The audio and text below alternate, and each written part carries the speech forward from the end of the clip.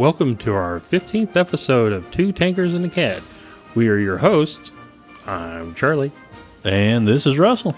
And Lightning is basically on the armchair of my chair, and she is just all over me today. I should have tried that catnip. Yeah, that probably was the problem. Hey, we had a lady out of Oregon. Her name's Sherry Painter, I think her name is.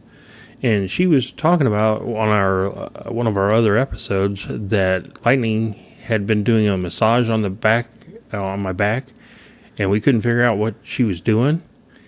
Come to find out, that is a thing called kneading, and kittens do it to the mother when they're having breakfast or whatever. They're getting milk. They will actually do that paw thing, a kneading motion with their front paws to help the mom relax and release milk. And it's a comfort thing for the kitten also.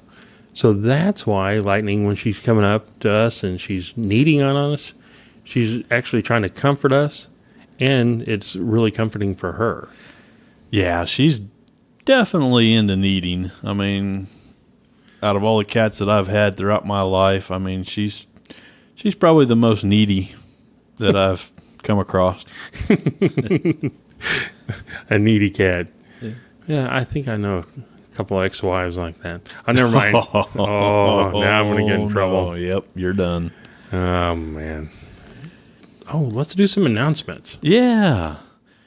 I'm going to start off by saying we're really excited to announce our new Two Tankers and a Cat Patreon page.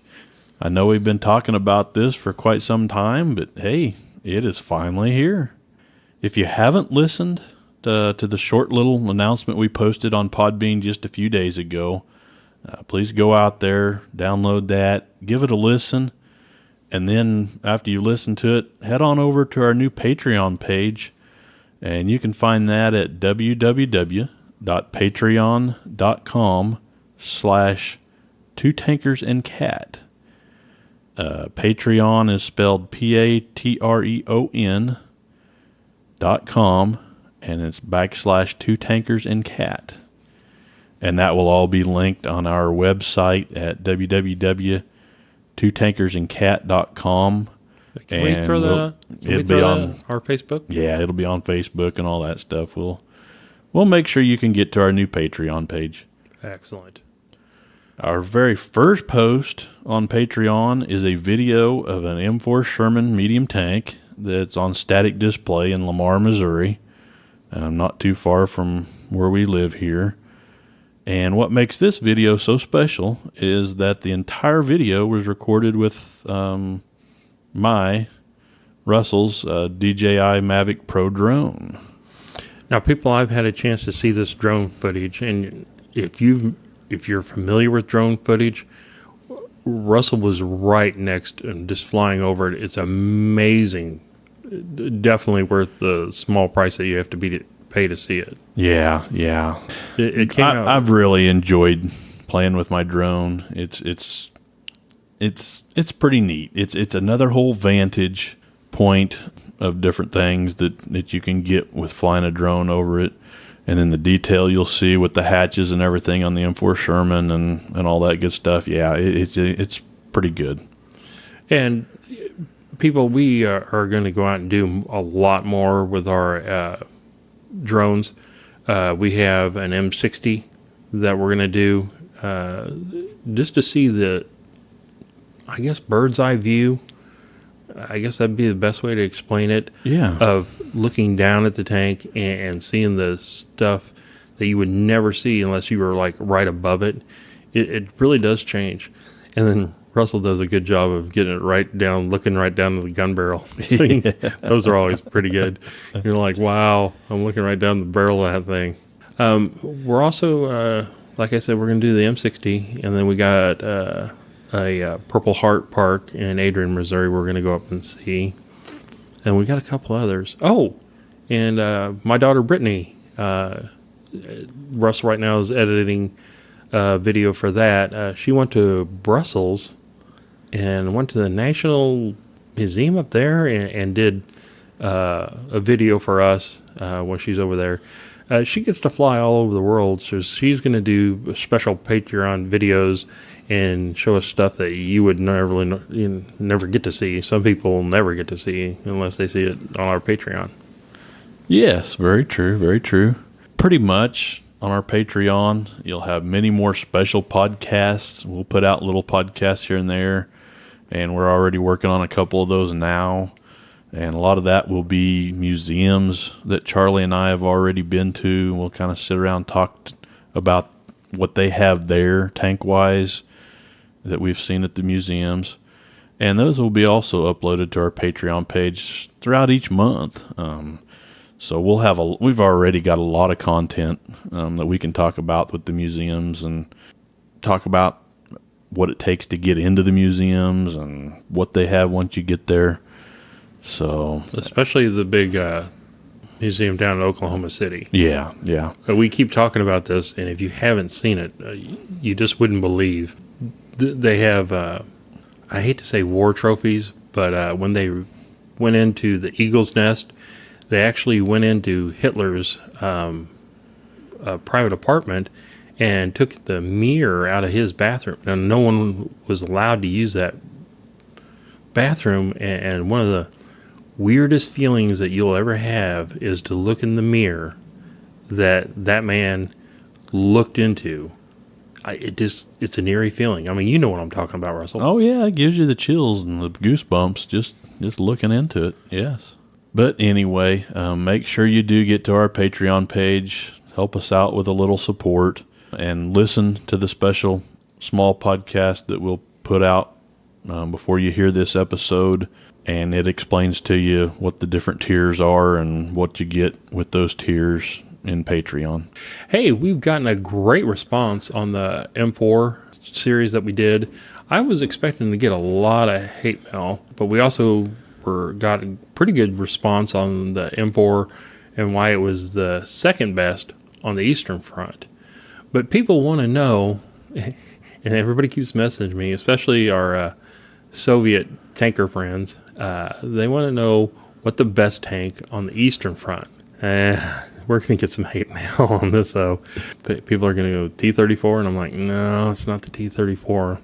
Well, here it is. And Russ, get ready for some more hate mail, buddy. Hey, I'm still waiting, to be honest with you. I don't know if all the hate mail's going to you or what's going on, but yeah, I've been riding pretty good. So yeah, it's mostly directed towards me. Well, thanks. Good. So people, you want to know what the best tank of the Eastern Front was? Well, we'll just go over our first key point.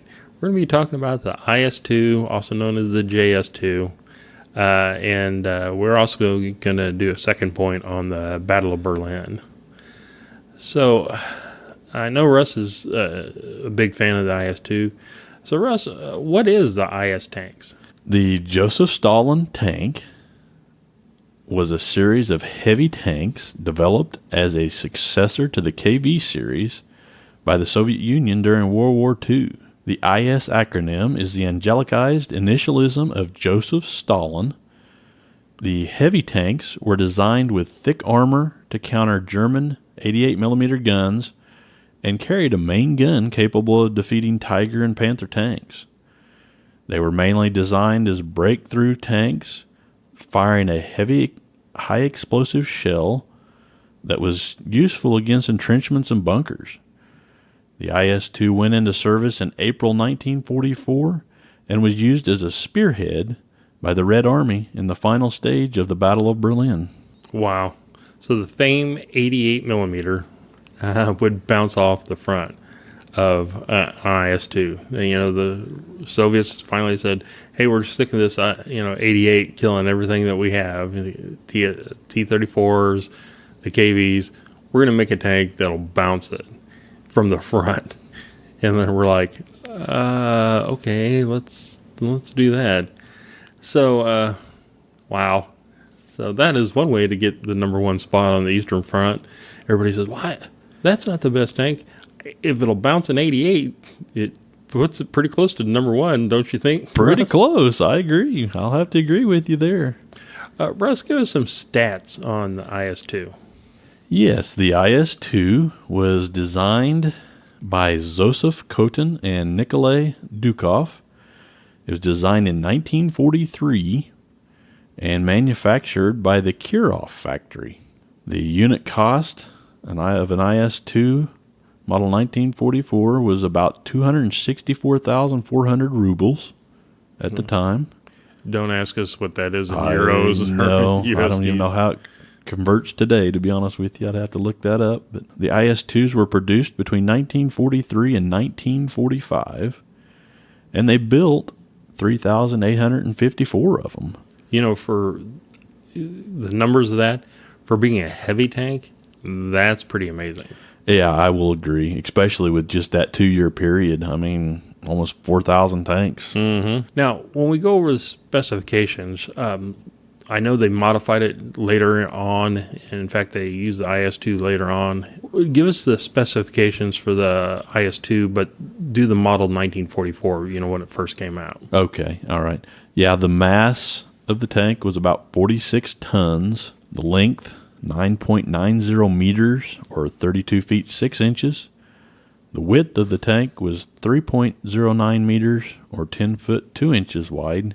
The height was 2.73 meters, or 8 foot 11 inches high.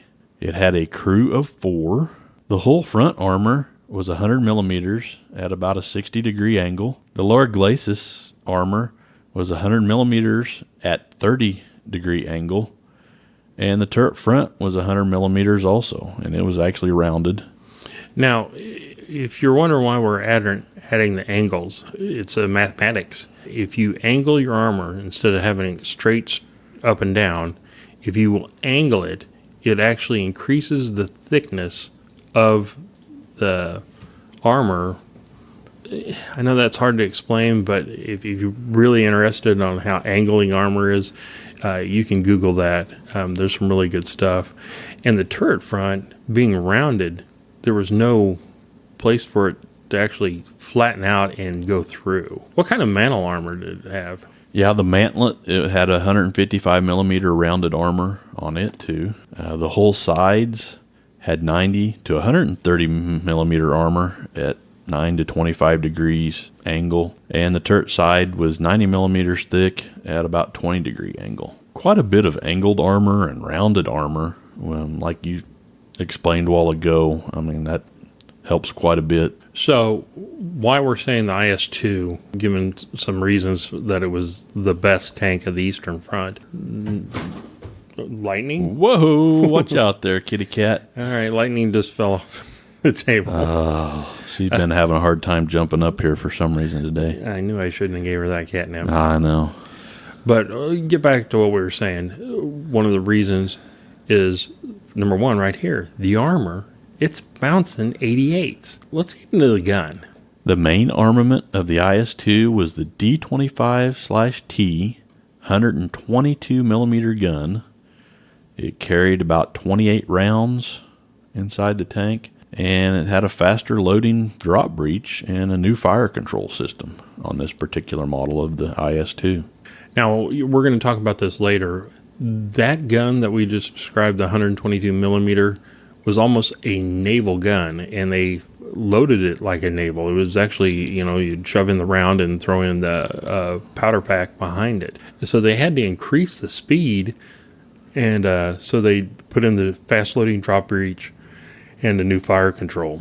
What kind of secondary armament did it have? It had one DSHK. It also had 3 DTs, and they carried about 2,000 rounds of ammunition for those. So basically, Machine guns. 4 machine guns. Yeah, 4 machine guns. With about 2,000 rounds. Yeah, that would keep your head down. It would. Well, what kind of engines are we talking about? I mean, we're talking maybe a fairly heavy tank? Yeah, 46 tons. It'd take a little bit to haul that sucker around. The engine was a 12-cylinder diesel model V-2, which had about 600 horsepower of power under it. So a 12-cylinder with 600, yeah, it's going to be able to pull it. So what's the power to weight ratio on those? It had about 13 horsepower per ton.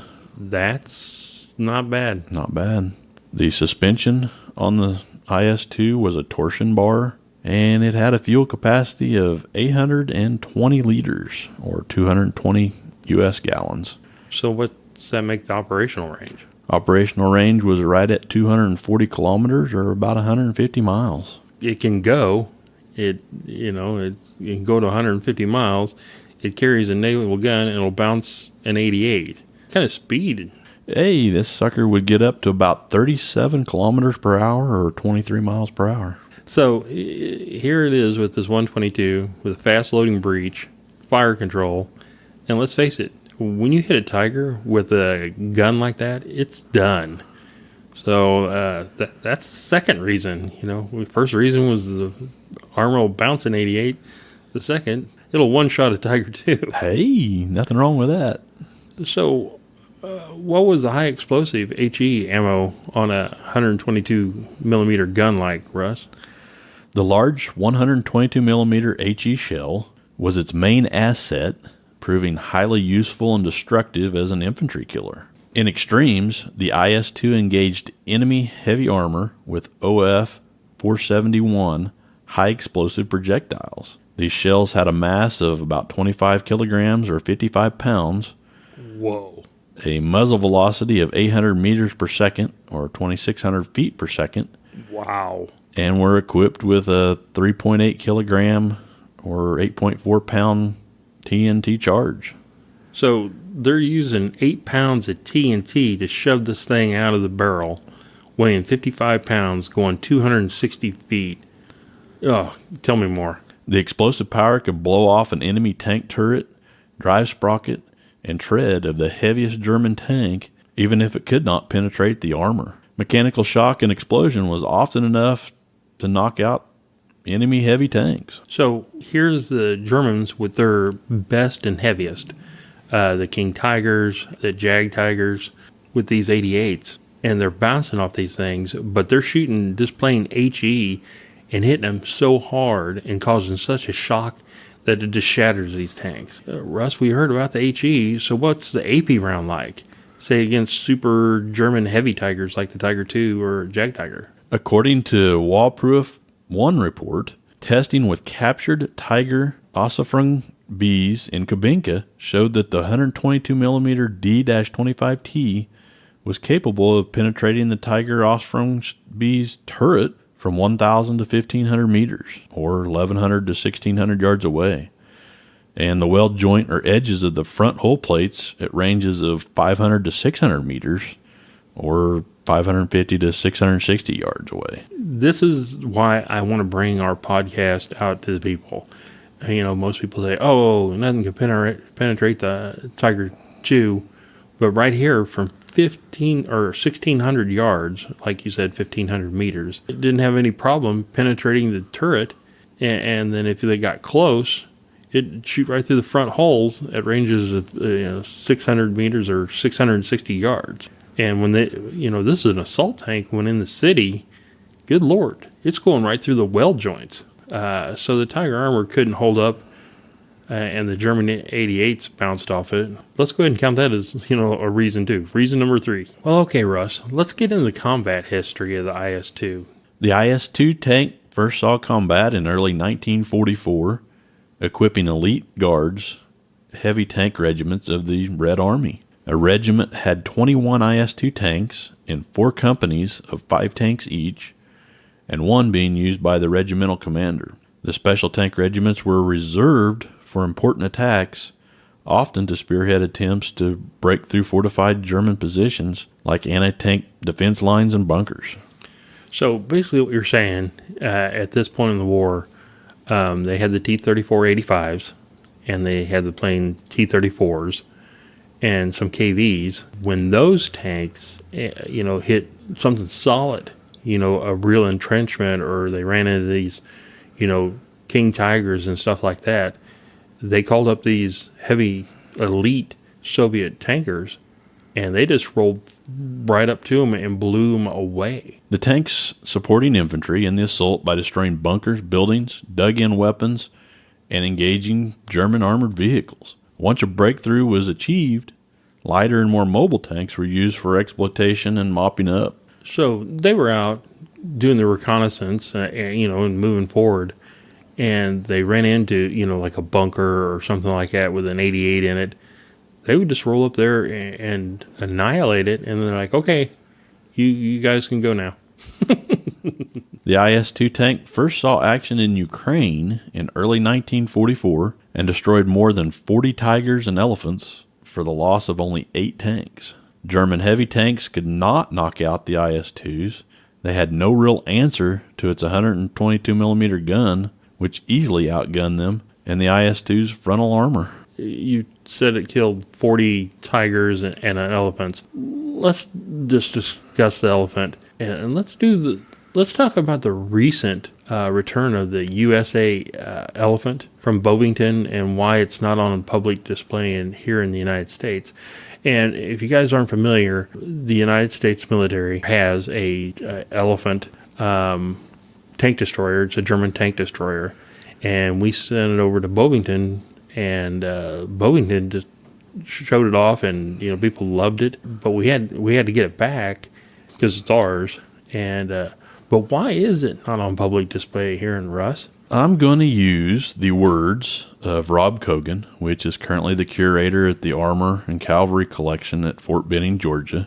And this comes from a post he posted to a group on Facebook on March 1st of this year, 2019. And I think he pretty much put it the best, and that's the reason I want to use his words here on why the elephant is not on public display. According to Rob, when the Army's historical collections were created, they came from 2 distinct origins. They either were originally established by units or posts using their own funds, or they were collections like Fort Knox or Aberdeen Proving Grounds that were created in order to train soldiers on past technologies, branch history, and esprit de corps. These programs were all later consolidated into the Army Museum program it is today. Regardless of what most people think, their primary mission today remains as such. They have only been open to the public due to the support by units, posts, schools, and foundations. Rob goes on to say that the Ordnance Collection is closed to the public not because the Ordnance Collection wants it closed, but because Congress, the United States Congress, or your elected officials, and believe it or not, it's on both sides of the aisle, have deemed so. When Congress decided on the last base realignment and closure, they decided that the Army is not in the business of building museums. Thus, the only way the collections could reestablish themselves was with the support of units, posts, schools, and foundations. However, this was in the middle of massive military cuts with Iraq and Afghanistan still going on, and there was absolutely no funding available in any of the Army organizational funds. Foundations have tried to raise money, but there are too many competing fundraising efforts. Later, leaders in the Army were wise enough to emphasize that the collections are kept by regulation for educational purposes. They were able to get Congress to fund the building of facilities for this purpose, but the catch was Congress mandated that the facilities are only for training. This was extremely hard for the museums to accept, but if it meant the artifacts would actually have a climate-controlled facility to protect them, then the hope stays alive they'll be available for public viewing later down the road when Congress changes its mind. This is the same restriction that has been placed on every training support facility, and that also includes the armor collection at Fort Benning. Rob has been able to host several open houses for part of the collection because those vehicles were in a building under the control of the armor school, who graciously provided it to them. However, you would not believe the amount of pushback they've received from it from certain bureaucrats. This caused Rob to cancel one of the open houses at one point until he could cross some legalities.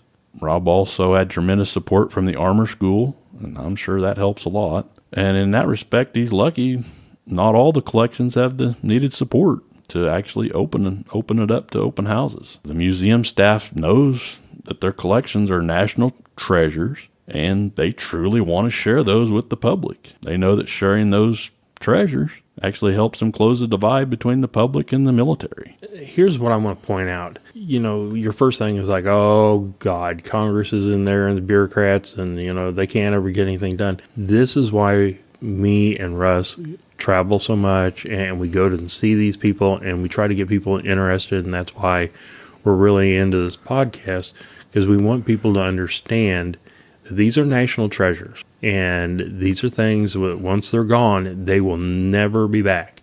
We've already lost so many of these national treasures. You need to get involved. And when we say get involved, sure, most people sit at the internet and click, say, oh yeah, I know everything about tanks now. But to really get involved, like our friend Craig Moore, Sophie Lynn, the Twitch star, people like Rob, and just tons of other supporters and like us, we were wanting you to, reach out and contact these people. Don't be hateful, but say, hey, this is important.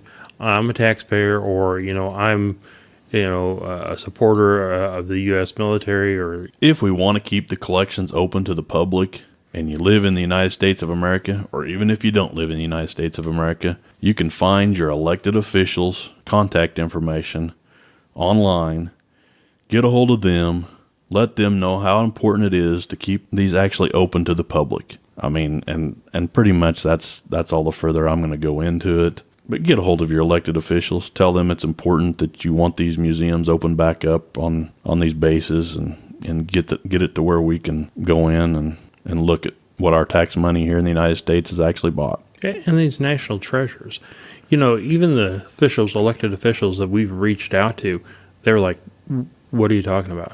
Do we have tanks? Most people, once they find out the history and that it's, when you start saying national treasures and they're not being taken care of or they're not being displayed properly, here's Rob having to, say, oh, well, these are training, for soldiers. And it's still great training for them. If you tell these officials, they remember it. They can remember a Tiger tank. They can remember, especially if you, get them to go out there and look at it, then they're like, yeah, we got to save this.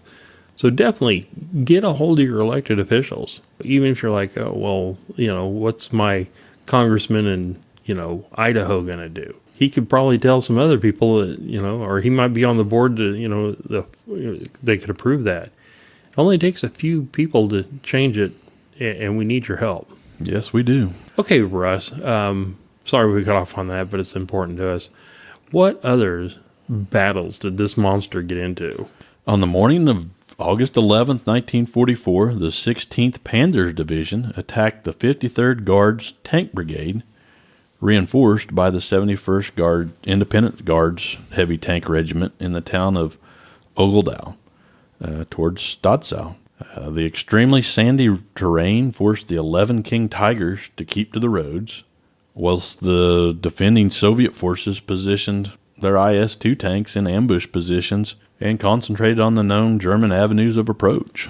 So wait a minute. The IS-2 is a heavy tank, but it's still lighter than the big King Tigers, and because of the tracks and stuff, it can get out in the mud and the sand and stuff like this. And you're saying the Tigers had to stay on the road or they'd just sink? Yeah, sink right into the sand. Reason number 4. There you go. The IS-2 could go where the Tigers couldn't. When the attack started, 3 King Tigers were destroyed by fire from Soviet IS-2 tanks. 1 King Tiger was killed by a T-34-76 at a range of less than 400 meters. How would you like to be that guy? Oh, I know. You know what? You can make fun of these Soviet guys all you want, but for the commander of that tank to come up in the middle of a firefight and get within 400 meters just so he knows he can kill it with the T-34-76. This isn't the T-34-85. This is the 76 one. What a stud. What more can I say? Yeah. Soviet forces counterattacked and seized the town of Ogledau and found 3 abandoned King Tigers that had broken down. People say that we always make fun of German tanks, and believe me, we love it. If you look at my Facebook page, I've got me standing in front of a great big King Tiger that was down in Fort Benning. I love the King Tiger. And World of Tanks, that's one of my most played tanks. But they broke down. And here, the Soviet forces counterattacked, and here's 3 King Tigers just sitting there broke down. Just like, oh, well, we can't use them. Let's go ahead and just leave them here. All done, yep. The capture of the 3 operational King Tigers allowed the Soviets to conduct tests at Kubinka and to evaluate its strengths and weaknesses, which led to the Waproof 1 report. So that's the report you were talking about earlier in the broadcast. Yes, yeah. Oh, okay. Yeah, they tested the heck out of these operational King Tigers and found out a lot of information about them, I would imagine. Talking about the penetrations that you were talking about, these 3 King Tigers, these are the ones that they, were at range going through the turret and proving that this gun was great. Over the next 2 days, the IS-2s advanced on Stasnau, and in several counterattacks, Heavy Tank Battalion 501 lost 7 more King Tigers. Virtually all of these were destroyed by Soviet tanks occupying a defensive position against those German tanks. In 3 days of fighting, Soviet forces destroyed or captured 14 of 30 Tiger IIs. In 3 days of fighting, they've killed how many of these King Tigers? They killed 14 of 30. Wow. And then they had to retreat. So the King Tigers even attacked with their frontal armor forward, charging, but these dug-in IS-2s, they just died. These IS-2s were just killing them. Like I said, we're not making fun of the Germans. Please remember the 16th Panzer was a Wehrmacht, not a Nazi SS troops. These were just regular Germans that believed they were fighting for their homeland and trying to stay alive. Yeah, the German general Dietrich von Müller was commanding this 16th Panzer and was getting sent to hotspots to save German units.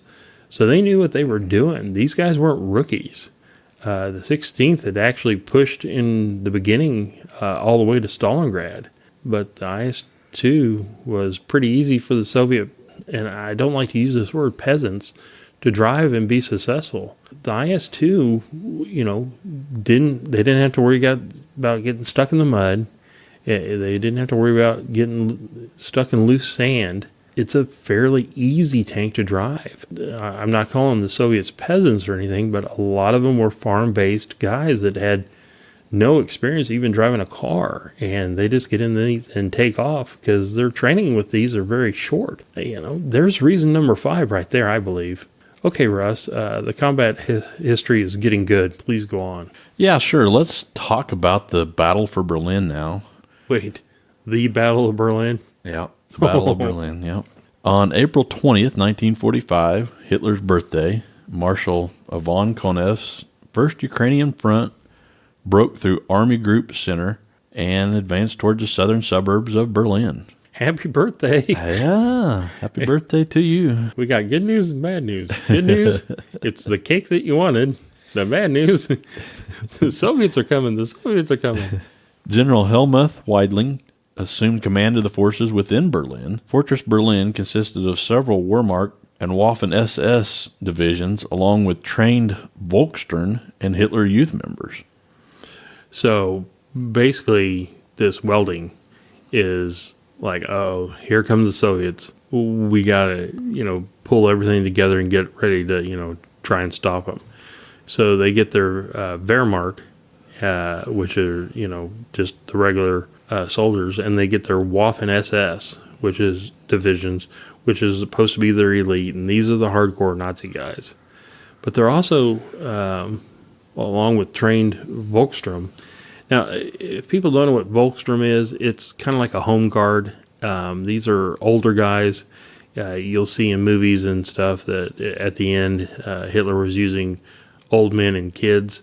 Well, this is where it comes in. But these Volksturm were a lot of World War I veterans and the Hitler Youth. I'm going to go ahead and leave that alone. I mean, you understand what happens when you give a 12-year-old kid a bazooka.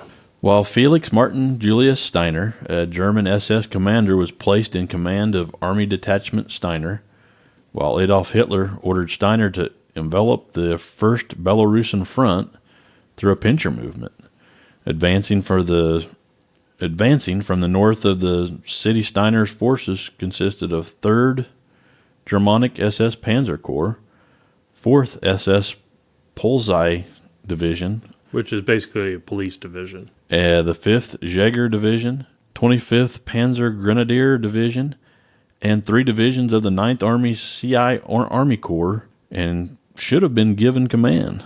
The LV-1 Panzer Corps and the 2nd Naval Infantry Division. So basically, at this point, Hitler's trying to build an army. The Army Group Center is, been pretty much smashed. And if you don't know about Steiner, and of course everybody knows Steiner, the memes from the movie Downfall, but we'll get into that. Steiner was actually a pretty good general, but he didn't like sacrificing his troops, and he knew what he could do. They gave him these divisions that we just went through, like this 3rd Germanic SS Panzer Corps, the 4th SS Police Division. You're thinking he's getting these divisions, even the 9th Army CI Army Corps. But these are shattered divisions. These are broke up divisions. He's trying to pull all these people together, and he doesn't have time. There was a couple other, he should have been given command of, which is the LVI Panzer Corps and the 2nd Naval Infantry Division. When this battle started, they kind of took 2 of his other panzer divisions. Steiner really didn't have, on paper, this sounds really good, but there was nobody there, and some of these guys didn't even have guns. And you're like, well, what about these panzer divisions? Well, they didn't have any tanks. In fact, Steiner, being the general he was, he actually found the Panzer IIIs that we're going to talk about in a future episode. I think he dug up like 82 of these Panzer IIIs, and they immediately took them from him. So he's like, okay, you're taking all this stuff, and you're taking some of my best divisions and stuff like that. I'm not going to be able to do anything until you give me time to rearm them, bring in people to put in there, new soldiers and everything. Steiner's in an impossible situation. Hitler's thought was that he speculated that General Walter Wink's 7th Army, which was facing the Americans, could move to Berlin because the Americans, already on the Elbe River, were unlikely to move further east. This assumption was based on his viewing of the captured Eclipse documents, which organized the partition of Germany among the Allies. Hitler immediately grasped the idea, and within hours, Wink was ordered to disengage from the Americans and move the 7th Army northeast to support Steiner's pincer attack. And we're talking about this Eclipse documents. If you're unfamiliar with this, it's a good time for you to stop, pull it up on Google. Basically, Churchill, Stalin, and Roosevelt had sat down and worked out after the defeat of Germany what was going to happen. When he got his hands on that, he found out that the Russians were like, hey, we get Berlin. We're going into Berlin. So the Americans was like, okay, we're going to go as far as the Elbe River. And of course, the British were, in their stop points. So Hitler was like, I don't need the 7th Army to sit there and look at the Americans. They're not going to fire. They're not going to do anything. So let's pull them and do a pincer tank with Steiner's army. But again, Steiner didn't have an army. Adolf Hitler went into a fit of happy hysteria when the news of President Roosevelt's death reached him in his underground chamber of the Chancellery in Berlin at midnight on April the 12th. So Hitler, like we said, knows about Eclipse, and then Roosevelt dies. And now he knows that the Western Allies are going to be stuck in a power vacuum, unable to attack. He thinks.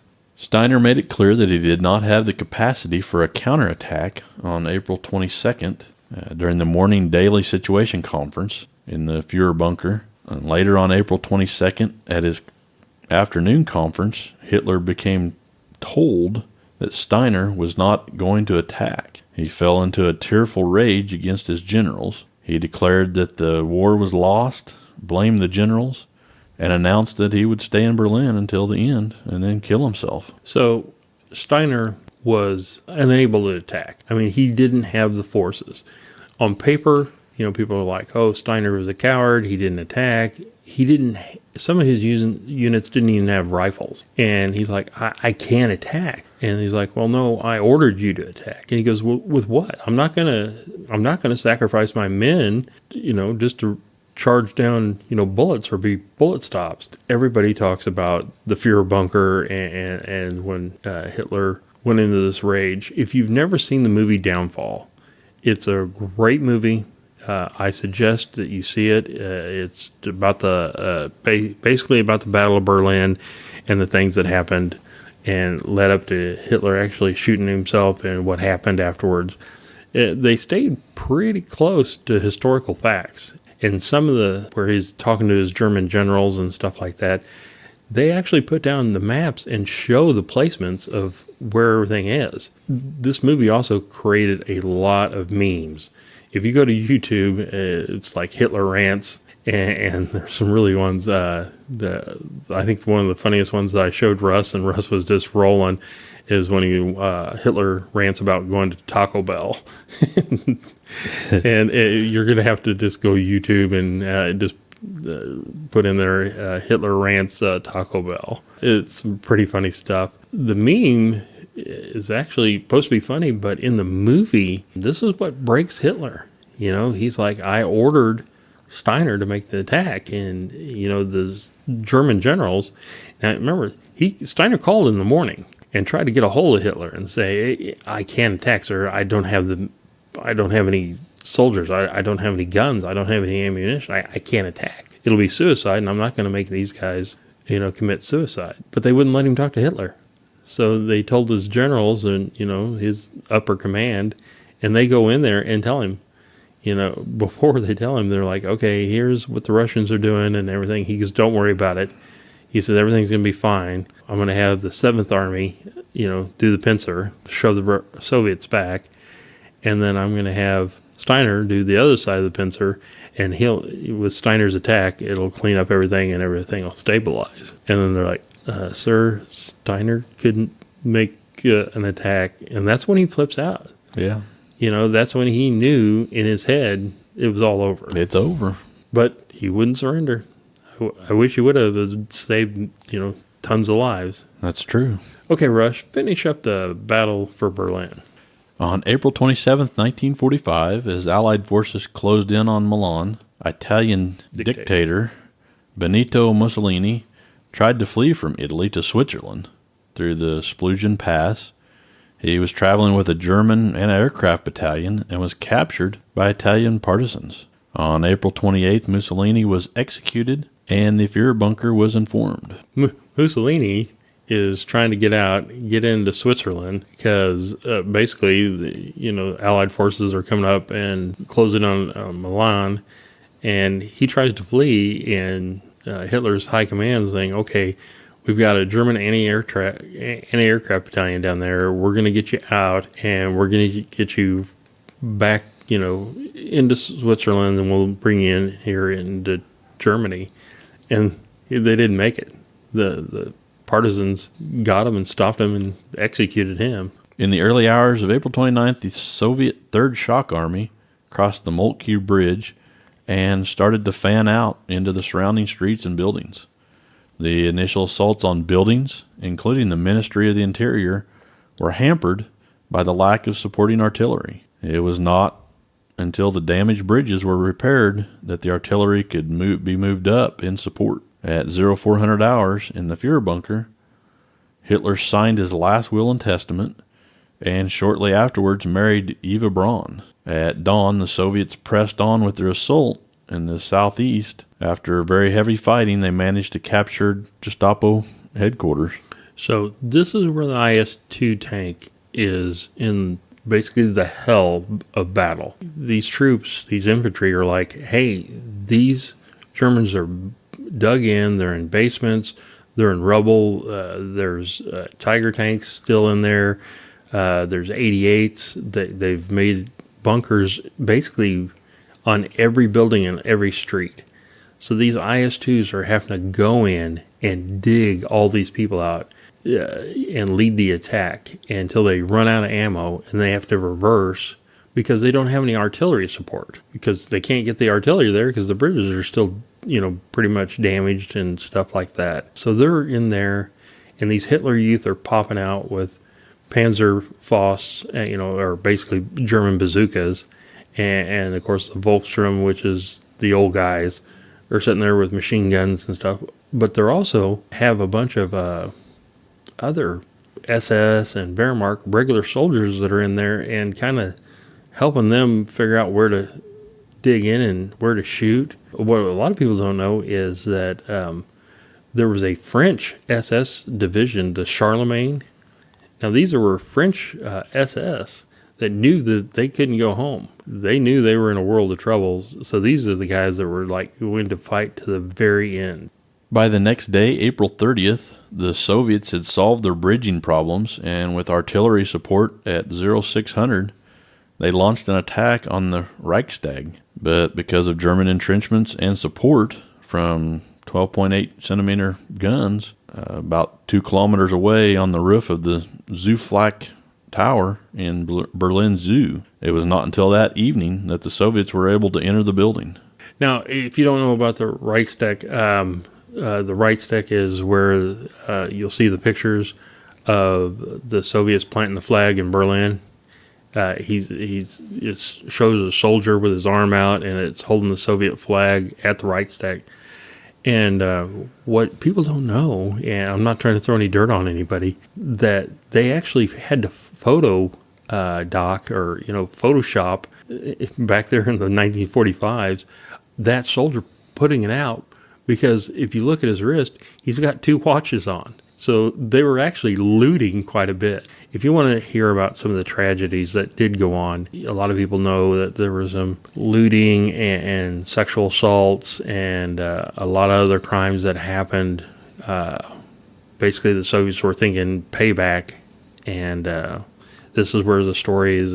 You saw Soviet soldiers that were peasants running around the streets with German toilets because they thought they were potato washers.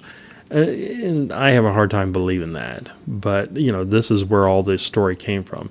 But that's something you should research on your own. We really don't want to get into that political debate right there. The Reichstag had not been in use since it had burned in February of 1933, and its interior resembled a rubble heap more than a government building. The German troops inside made excellent use of this and were heavily entrenched. Fierce room-to-room fighting ensued.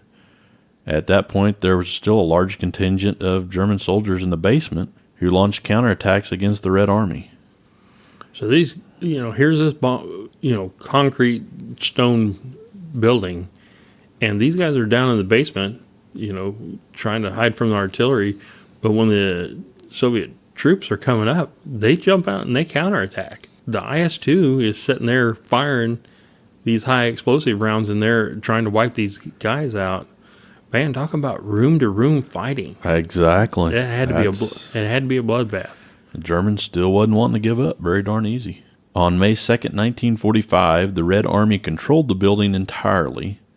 The famous photo of the 2 soldiers planting the flag on the roof of the building is a reenactment photo taken the day after the building was taken. To the Soviets, the event, as represented by the photo, becomes symbolic of their victory, demonstrating that the Battle of Berlin, as well as the Eastern Front hostilities as a whole, ended with the total Soviet victory. Now, they took that, but it was a burned-out building, and it really hadn't been used. But the German people knew that building. It would be like them planting, like an enemy planting a flag on the White House, the Capitol building. Yeah, this was the big government thing that... Their government buildings, right. Yes. Even though it wasn't in use, that's the symbol that it had. Go ahead, Russ.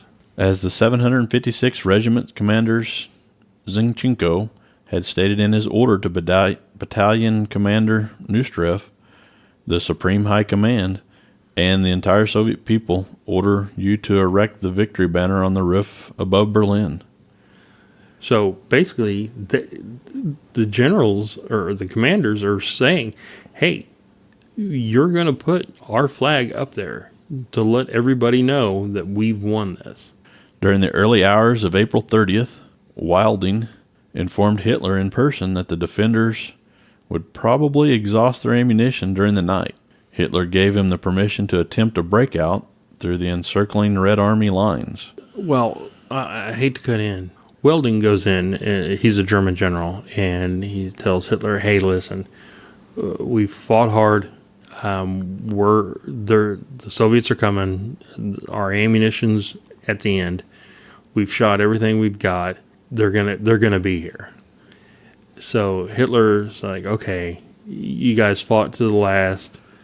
I'm gonna give a permission to make a breakout, try to save some people. I think even Hitler's secretaries went with these people trying to get to the American side.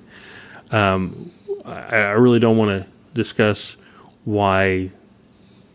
I mean, people probably know why the Germans didn't want to surrender to the Soviets, and they thought they could maybe get a better deal with the British and Canadian and Allied forces, United States.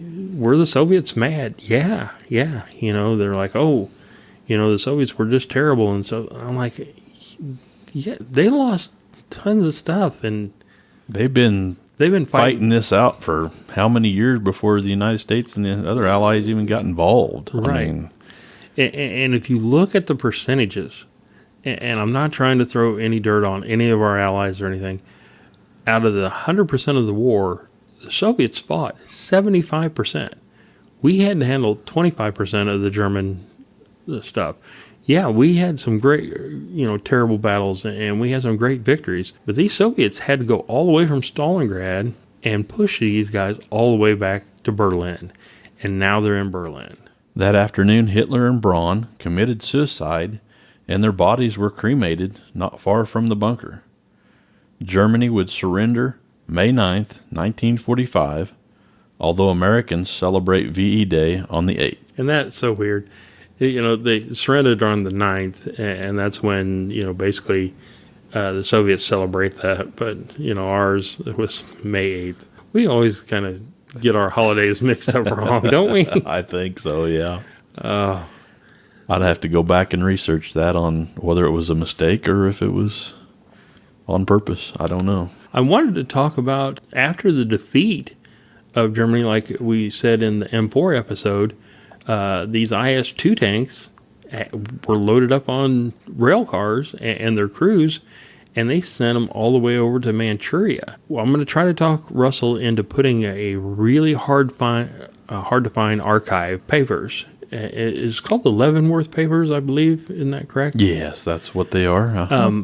A lot of people have came to us and say, "Well, where do you get your research? And what are you talking about archives?" We'll put a link to this Leavenworth Papers, and it will basically tell you basically what the Soviets did in Manchuria, and it'll talk about the IS-2s and how they just destroyed Japanese fortified positions. Yeah, we'll put that in there, and that way you can research this. But again, we apologize running long, but these get so interesting to us. I guess let's just go ahead and wrap up, Russ. Yeah, I'm telling you right now, we can talk tanks forever. So as always, you can always contact us through our email address at twotankersandcat@gmail.com. Facebook, it's still out there. It's growing every day. Really is. Yes, it is. We keep getting more and more likes on the page, and all you have to do there to find us on Facebook is search for Two Tankers and Cat Podcast, and that'll pop right up there on the page in front of you. And our website, www.twotankersandcat.com. All of the links to all of our places that our podcast can be found can be located on our website, including the PayPal donate button and all that good stuff. And don't forget, we mentioned it at the beginning of this podcast, that we are new on Patreon. You can go to Patreon and search for Two Tankers and Cat, or go to www.patreon.com/Two Tankers and Cat, and that'll get you to our Patreon page. And, of course, you can always call us and leave us a voicemail at 380-9844. We'll get your comments and we'll use them on our next podcast. Yes. So, great episode, Russ. Until next time, people, this is Charlie. And this is Russell. And as always, happy tanking and have a great day.